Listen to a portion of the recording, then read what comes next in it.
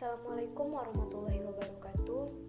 Saya Aulia Permatasari dari kelas Teknik Komputer 1B akan mempresentasikan mata kuliah Sistem Operasi mengenai manajemen proses.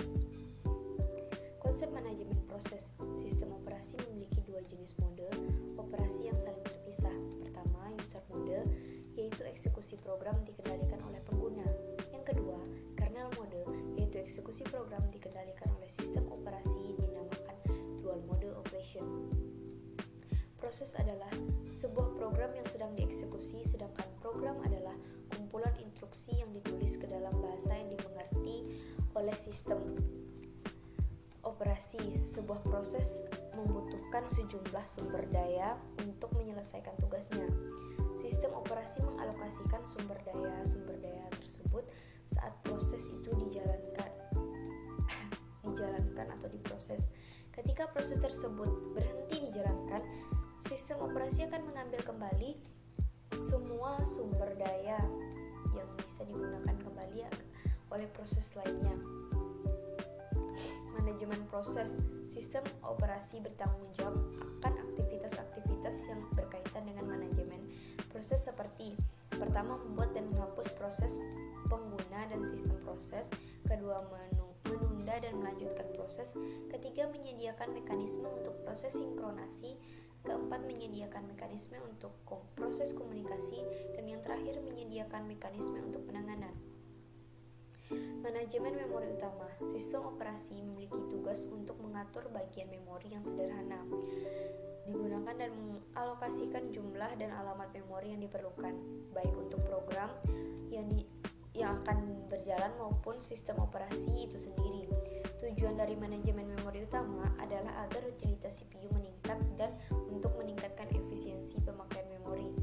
Memori utama atau lebih dikenal sebagai memori adalah sebuah array yang besar dari word atau byte yang ukurannya mencapai ratusan, ribuan, atau bahkan jutaan. Setiap word atau byte mempunyai alamat tersendiri. Memori utama berfungsi sebagai tempat penyimpanan instruksi atau data yang akses datanya digunakan oleh CPU dan perangkat masukan atau keluaran. Memori utama termasuk tempat penyimpanan yang bersifat volatile atau tidak permanen, yaitu data akan menghilang saat komputer dimatikan. Manajemen sistem berkas. File atau berkas adalah representasi program dan data yang berupa kumpulan informasi yang saling berhubungan dan disimpan di perangkat penyimpanan. Sistem berkas ini sangatlah penting karena informasi atau data yang disimpan dalam berkas adalah sesuatu yang sangat berharga bagi pengguna. Sistem operasi melakukan manajemen sistem berkas dalam beberapa hal. Yang pertama, pembuatan berkas atau direktori; kedua, penghapusan berkas atau direktori; ketiga, pembacaan dan menulis berkas; keempat, meletakkan berkas pada sistem penyimpanan sekunder. Manajemen sistem input-output. Fungsi sistem operasi untuk sistem input-output: yang pertama, penyanggaan atau buffering; kedua, penjadwalan atau scheduling; yang ketiga, spooling; yang keempat, menyediakan driver perangkat yang umum; dan yang terakhir, menyediakan driver perangkat yang khusus. Manajemen penyimpanan sekunder.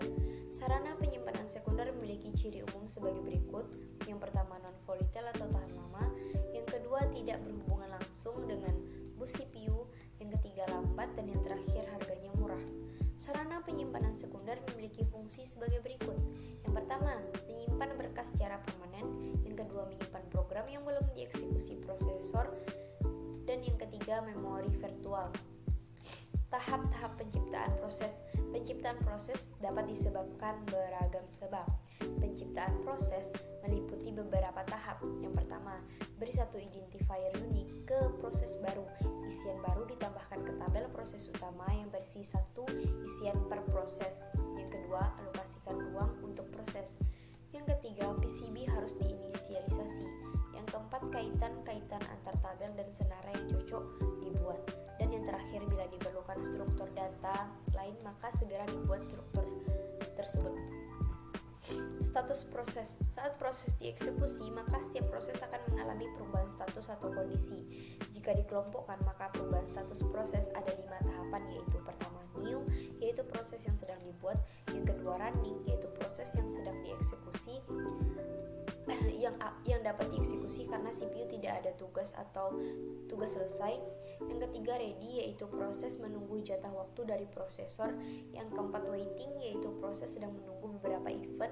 Dan yang kelima terminate, yaitu proses yang sudah selesai dieksekusi.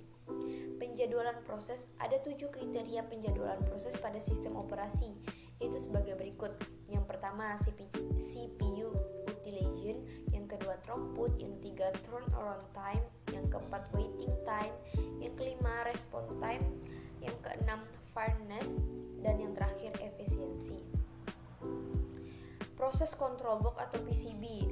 Sistem operasi dalam melaksanakan tugas pengendalian dan pelayanan proses sebagai manajer dan pelayan terhadap kerja sistem komputer memerlukan sejumlah informasi yang akurat.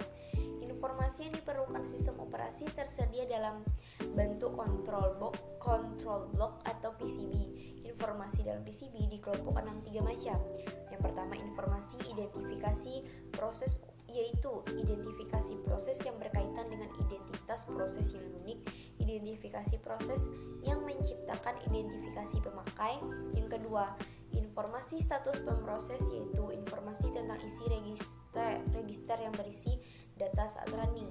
Dan yang terakhir, informasi kendali proses, yaitu informasi yang diperlukan sistem untuk manajemen proses, informasi penjadwalan dan status manajemen memori. Informasi yang terdapat pada setiap proses meliputi yang pertama status proses, kedua program counter, yang ketiga CPU register, yang keempat informasi penjadwalan CPU, yang kelima informasi manajemen memori, yang keenam informasi accounting, yang ketujuh informasi status input output. Dan sekian, terima kasih.